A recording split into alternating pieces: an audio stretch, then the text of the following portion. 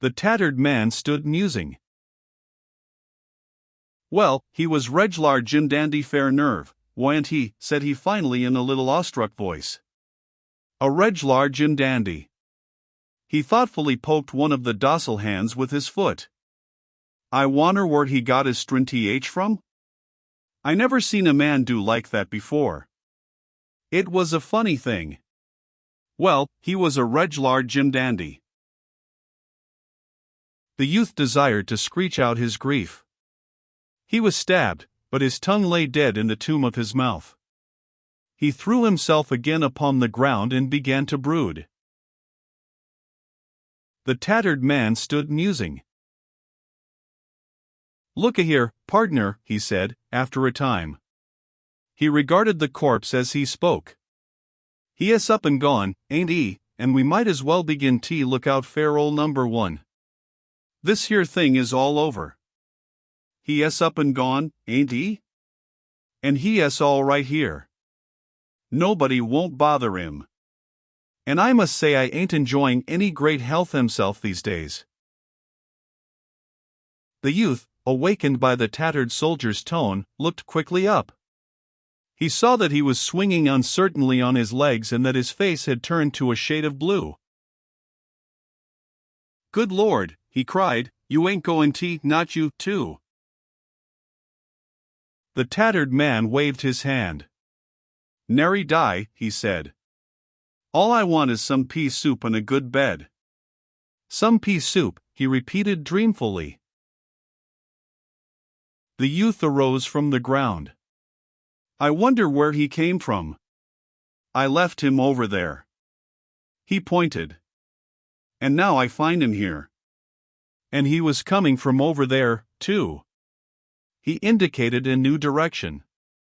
They both turned toward the body as if to ask of it a question. Well, at length spoke the tattered man, there ain't no use in our stayin' here and tryin' to ask him anything. The youth nodded in assent wearily. They both turned to gaze for a moment at the corpse. The youth murmured something. Well, he was a Jim Dandy, wa'n't he, said the tattered man as if in response.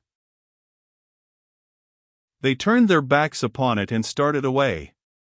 For a time they stole softly, treading with their toes. It remained laughing there in the grass.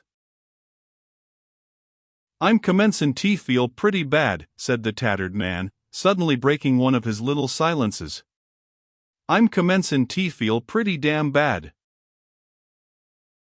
The youth groaned. Oh Lord! He wondered if he was to be the tortured witness of another grim encounter. But his companion waved his hand reassuringly. Oh, I'm not going to die yet. They're too much dependent on me for me to die yet. No, sir. Nary die.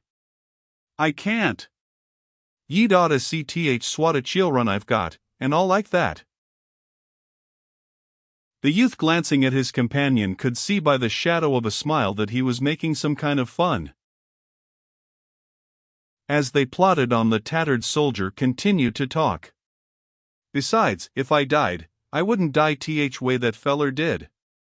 That was funniest thing. I'd just flop down, I would.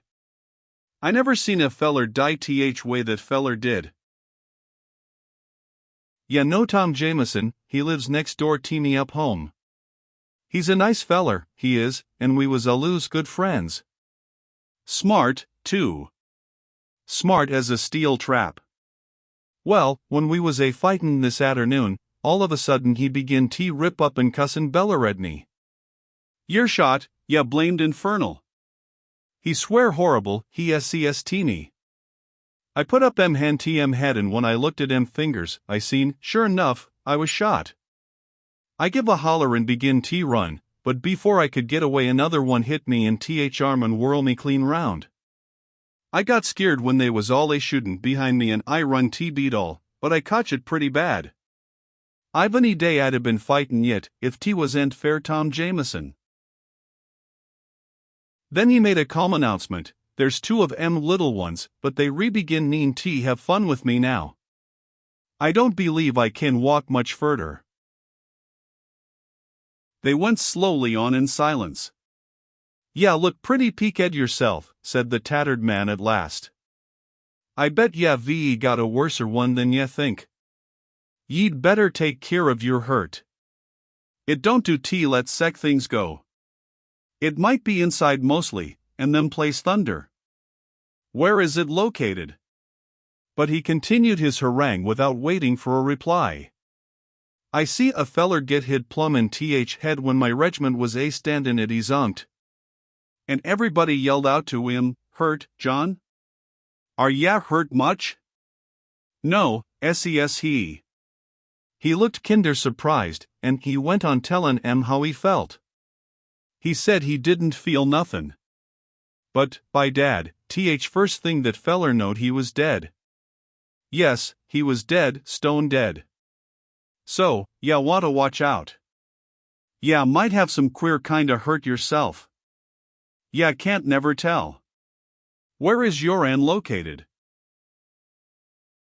The youth had been wriggling since the introduction of this topic. He now gave a cry of exasperation and made a furious motion with his hand. "Oh, don't bother me," he said. He was enraged against the tattered man, and could have strangled him. His companions seemed ever to play intolerable parts. They were ever upraising the ghost of shame on the stick of their curiosity. He turned toward the tattered man as one at bay.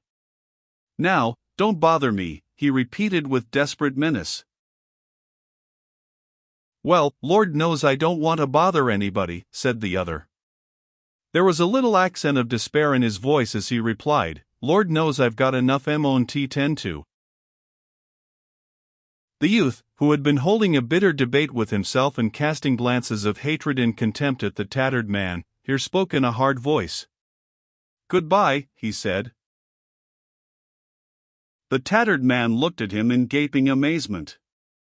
Why, pardner, where ye goin'?" he asked unsteadily. The youth, looking at him, could see that he, too, like that other one, was beginning to act dumb and animal-like. His thoughts seemed to be floundering about in his head. Now, look here, you Tom Jameson, now, I won't have this here won't do. Where ye goin'?" The youth pointed vaguely. "Over there," he replied. "Well, now look here, now," said the tattered man, rambling on in idiot fashion. His head was hanging forward and his words were slurred. "This thing won't do, now, Tom Jameson. It won't do. I know ya pig-headed devil. Ya want to go trompin' off with a bad hurt. It ain't right now, Tom Jameson, it ain't. Ya want to leave me take care of ya, Tom Jameson. It ain't right, it ain't fair ya to go trompin' off with a bad hurt, it ain't right, it ain't." In reply, the youth climbed a fence and started away. He could hear the tattered man bleating plaintively. Once he faced about angrily. "What? Look here, now, Tom Jameson, now, it ain't." The youth went on. Turning at a distance, he saw the tattered man wandering about helplessly in the field. He now thought that he wished he was dead. He believed that he envied those men whose bodies lay strewn over the grass of the fields and on the fallen leaves of the forest. The simple questions of the tattered man had been knife thrusts to him. They asserted a society that probes pitilessly at secrets until all is apparent. His late companion's chance persistency made him feel that he could not keep his crime concealed in his bosom. It was sure to be brought plain by one of those arrows which cloud the air and are constantly pricking, discovering, proclaiming those things which are willed to be forever hidden. He admitted that he could not defend himself against this agency. It was not within the power of vigilance.